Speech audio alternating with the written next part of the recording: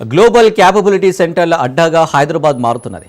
బెంగళూరు, హైదరాబాద్, చెన్నైలలో 922 జీసీసీలు ఏర్పాటయ్యాయి. దేశవ్యాప్తంగా నెలకొల్పిన జీసీసీల్లో ఈ 3 నగరాల వాటా 55% ఉండటం విశేషమని అమెరికాకు చెందిన రియల్ ఎస్టేట్ కన్సల్టెన్సీ వెస్టియన్ విడుదల చేసిన నివేదికలో వెల్లడించింది.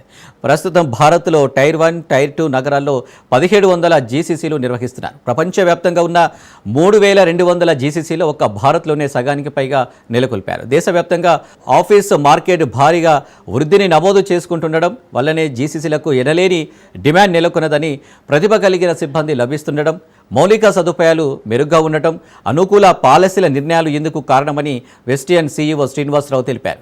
మొత్తం జీసీసీలో 94% బెంగళూరు, హైదరాబాద్, చెన్నై, ఢిల్లీ, ఎన్సీఆర్, ముంబై, పూణే నగరాల్లోనే ఉన్నాయి.